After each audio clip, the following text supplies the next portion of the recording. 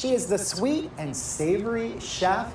Welcome to River City Live. Hi. This looks awesome. We're going to get into this in just a second. But for starters, let's learn more about you. So you're a private chef. I am. And what would be your specialty? I specialize in plant-based, vegan, vegetarian, and pescatarian cuisine. It is interesting because I asked you, I'm like, are you a vegan? And you're like, well, I'm not necessarily a vegan. About 80%, you know. I still eat a little bit of the ocean. Right. No, that's good. That's good. Yeah. I feel like a lot of people are kind of gravitating towards that way because as they discover it, there's a lot more flavors than they originally anticipated. Yeah, more flavor, more fun, more creativity. You can literally step outside the box when it comes down to plants and being on a plant-based diet. Absolutely. Yeah. And take a look at this board you have over here with a lot of different flavors.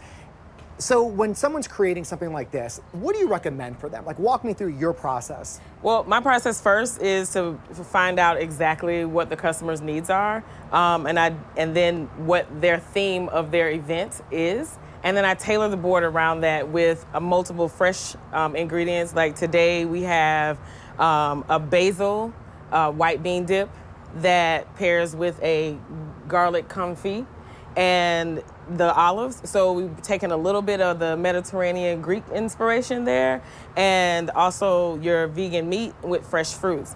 To reinvent the wheel of charcuterie. Yeah. You know, charcuterie is all about meat and cheese. Meat and cheese, that's meat and cheese. Yeah. And so now, you know, charcuterie has evolved over the years, and here we are with plant-based. We want to eat light. We want to be able to socialize. Right. And not be tied down to a table. Well, the other thing too, and it's no joke, it's about 110 degrees outside in the kitchen, right? And you know what I don't want right now? Cheese or any type of meat. It just doesn't sound good. Right. But when you look at this, it's refreshing and it's light. It is. And especially too, if you want to pair it with like a glass of wine or something like that, a social occasion, you're getting the flavors, but you're not being weighed down by everything. Exactly. And vegan cheese.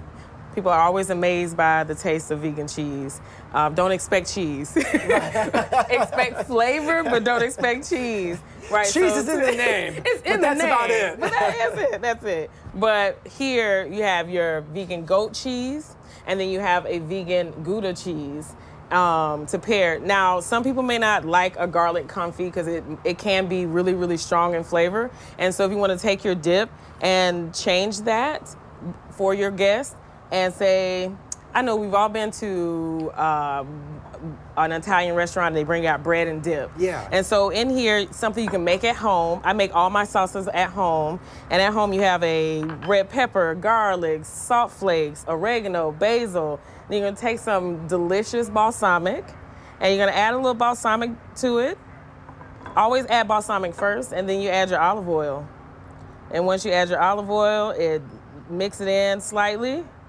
Don't want to over mix because you don't want to bring the vinegar to the top. And now you have a nice refreshing dip, an alternative to a garlic confit for your guests. I'm always amazed too because whenever it's bottled together, it's a totally different flavor than when you create it. And I don't understand why. Maybe the ratio is different because it's sitting on a shelf. Yeah, and it's sitting on a shelf. The shelf life extended shelf life. Always mix it yourself. Right.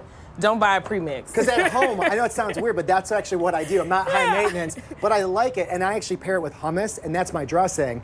But it's so much better whenever you buy it all in one. I don't know what it is. It tastes like not like it should. It tastes like the container. Yeah, exactly. Yeah, yes. It's like plastic. So buy it in glass. Yes, no, it's not. It's not that great. People want to contact you because you're a private chef, right? So you could obviously line up for different events and stuff like that. Yes. How can they do that? So I do consultations with everyone, and I have a link. I did send the link over to see to click on, and you can go straight to my Instagram page, The Sweet and Savory Chef. Click the link in the bio, and it's going to take you straight to how to book a consultation with me or to get a quote. Awesome. We will put that on our website, rivercitylivetv.com. It will be all there, plus some information about yourself. Thank you so much for coming out, sharing your information, and preparing this lovely feast. We appreciate it. You're welcome. Right now, Thank we're you going for to having send me. it. Oh, our pleasure. We're going to send it back into Jana.